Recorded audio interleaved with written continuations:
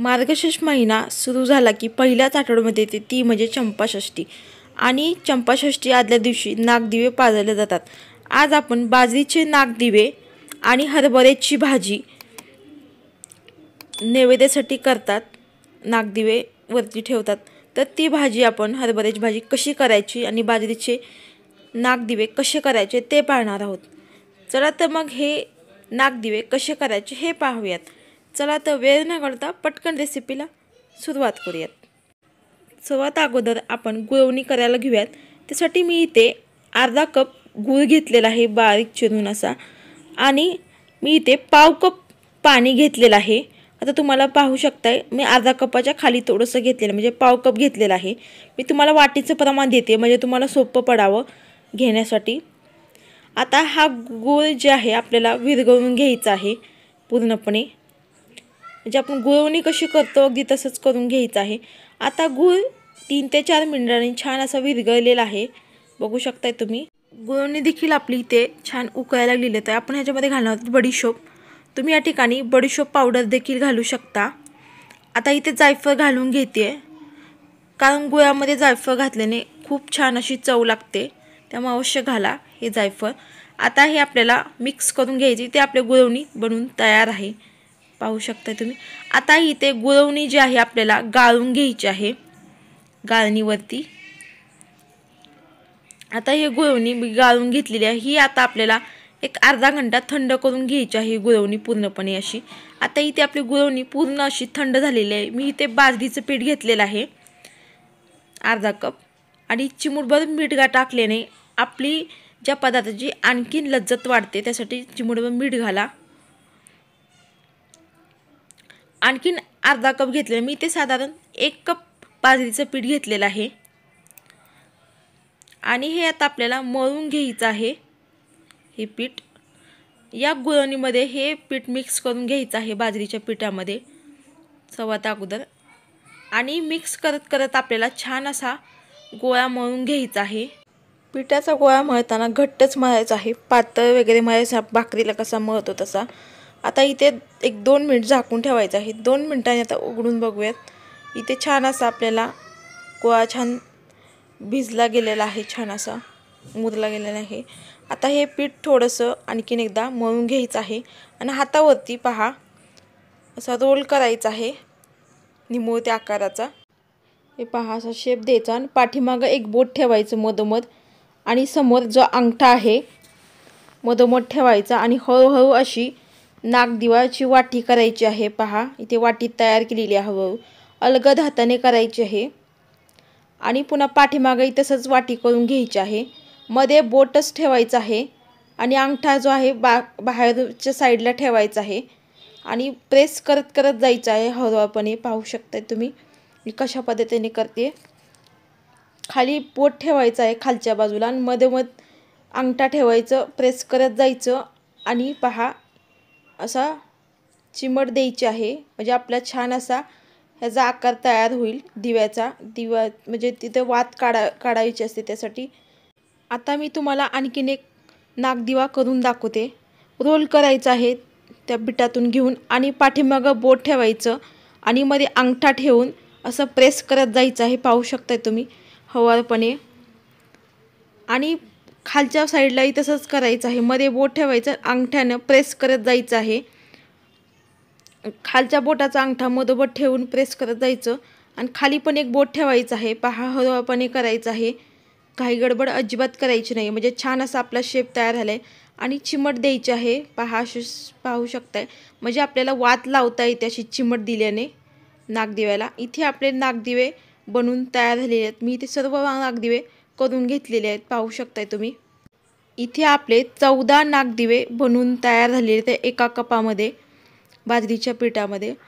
इथे आपले एकच नंबर असे नागदिवे बनवून तयार झालेले आहेत। आता इथे स्टीमरचं मी स्टँड घेतलेलं आहे, स्टीमरचं मी ते बटर पेपर टाकले। बटर पेपर नसेल तर तुम्ही त्याला तूप किंवा तेल लावू शकता त्या भांड्याला, आणि हे नागदिवे करून घेतलेले आपल्याला या स्टँडमध्ये ठेवून द्यायचे आहेत। मी ते सगळे नागदिवे करून घेतलेले ठेवलेले आहेत। आता हे नागदिवे करून घेतलेले आपल्याला आता हे नागदिवे करून घेतलेले आहेत मी इथे. तर हे नागदिवे आपल्याला मी इथे टच होणार नाही एवढं पाणी ठेवायचं आहे आणि हे स्टीमरमध्ये ठेवून द्यायचं आहे आपल्या त्या भांड्याला. आणि नागदिवे हे स्टीमरमध्ये ठेवून द्यायचे. आता हे नागदिवे आपल्याला एक 10 ते 15 मिनिट आपल्याला हे नागदिवे वाफवून घ्यायचे आहेत छान असे. आता 10 ते 15 मिनिट झालेले आहेत. आता पाहू शकता तुम्ही इथे आपले नागदिवे बघू शकता किती मस्त असे दिसत आहेत. सुबक सुंदर दिसत आहेत नागदिवे. छान असे वाफवल्या गेलेले आहेत नागदिवे.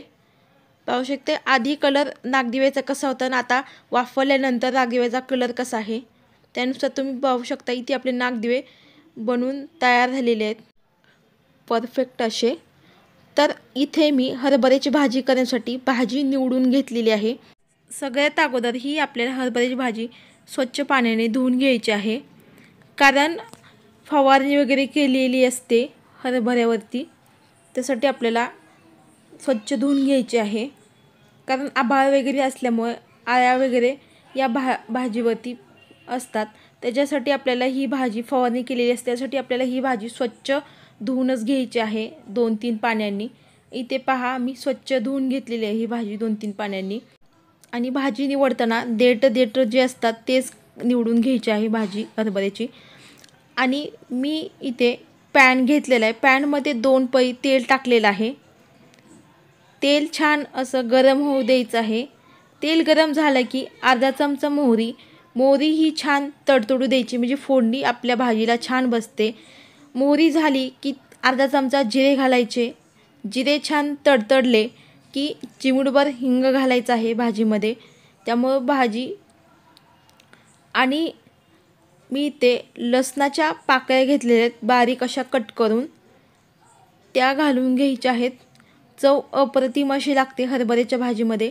अर्धा चमचा हळद छान मिक्स करून घेतली की हरभऱ्याची भाजी आपण स्वच्छ धुवून घेतलेली ती घालून घ्यायची आहे. आणि भाजी ही चिरून घ्यायची नाही आहे, अशीच करतात निवडून. देठ जे असतात समोरचा भाग पोर्शन नीट करून अजिबात चिरून घ्यायची, अशीच फोडणी द्यायची आहे आपल्या भाजीला हरभऱ्याच्या. आता मिक्स करून घ्यायची आहे या फोडणीमध्ये. इथे छान मिक्स करून घेतल्यानंतर इथे मी 2 चमचे घरी बनवलेले लाल तिखट घातलेलं आहे. आता लाल तिखट घातल्यानंतर आपण घालणार आहोत चवीनुसार मीठ हे मिक्स करून घ्यायचं आहे. मीठ हे मी आधी कशामुळे घातलेलं आहे, कारण ह्याच्यामध्येच भाजी छान शिजते. मीठ घातल्यानंतर पाणी सुटतं, त्याच पाण्यामध्ये भाजी छान शिजते. त्यामुळे मीठ अगोदर घातलेलं आहे मी. आणि वरचं एक्स्ट्राचं अजिबात पाणी घालायचं नाही, त्यामुळे भाजी अजिबात एवढी चांगली लागत नाही मग पाणी घातल्यामुळे. त्यामुळेच या मिठाच्या पाण्यातच भाजी छान शिजवून घ्यायची आहे. ते छान असे झाकून ठेवलेली आहे 3 ते 4 मिनिट. इथे पाहू शकता भाजी छान आपली शिजली गेलेली आहे. आता शेंगदाण्याचं कूट घालते मी 2 चमचे, मोठे 2 चमचे. आणि हे कूट आपल्याला मिक्स करून घ्यायचं आहे शेंगदाण्याचं कूट या भाजीसोबत. इथे पहा इथे भाजी अगदी मस्त तयार झालेली आहे आपली. खूप छान अप्रतिम अशी लागते ही हरभऱ्याची भाजी. इथे भाजी पहा, इथे आपली भाजी शिजली गेलेली आहे छान. मी वरचं अजिबात पाणी घातलेलं नाही, जे पाणी मिठाला सुटलेलं होतं त्याच पाण्यात मी ही शिजवून घेतलेली आहे. इथे आपली तयार झालेली आहे मस्त अशी हरभऱ्याची भाजी. ही नैवेद्यासाठी हरभऱ्याची भाजी करतात. इथे मी नागदिवे पूर्णपणे थंड करून घेतलेले आहेत. आता हे नागदिवे आपल्याला नैवेद्यासाठी दाखवण्यासाठी हे असं नागदिवे ठेवून द्यायचे आहेत. आणि मध्ये एक नागदिवा ठेवायचा, बाजूने नागदिवे ठेवायचे सर्व. आणि नागदिव्यावरती आपल्याला हरभऱ्याची भाजी केलेली आहे ती आपल्याला ठेवून द्यायची आहे सगळ्या नागदिव्यावरती. आज हे आपण नागदिवे भरलेले आहेत. या दिव्यामध्ये तेलाची किंवा तुपाची वात लावलेली नाही आहे, कारण की हे आपल्याला आत्ता पाजायचे नाही आहेत. ज्यावेळेस तुम्ही पाजाल असाल, ज्यावेळेस सगळ्यात अगोदर जी तोंड किंवा चोच बाहेर काढली ठेवलेली आहे तिथून आपल्याला वात लावायची, म्हणजे काढावी लागते. नंतर ती जाळली जाते. त्यालाच नागदिवे पाजाणे असं म्हटलं जातं. मला खात्री आहे की खूप तुम्हाला हा व्हिडिओ फायदेशीर ठरणार आहे, कारण की आता चंपाषष्ठीच्या आदल्या दिवशी सगळ्यांना हे नागदिवे पाजावे लागतात. तर ही जास्तीत जास्त जणांपर्यंत ही रेसिपी नागदेवाची शेअर करा, म्हणजे की हे रेसिपी त्यांच्यासाठी खूप फायदेशीर ठरणार आहे. तर हे नागदेव चंपाषष्ठीच्या आदल्या दिवशी नक्की करून बघा आणि कसे झाले ते मला कमेंट करून नक्की कळवा. तर वेळात वेळ काढून माझी ही नागदेवाची रेसिपी पाहिल्याबद्दल तुमचं मनापासून धन्यवाद. चला तर मग वैष्णवी रेसिपी चॅनलवरती नवीन असाल तर वैष्णवी रेसिपी चॅनलला लाईक करा, सबस्क्राईब करा.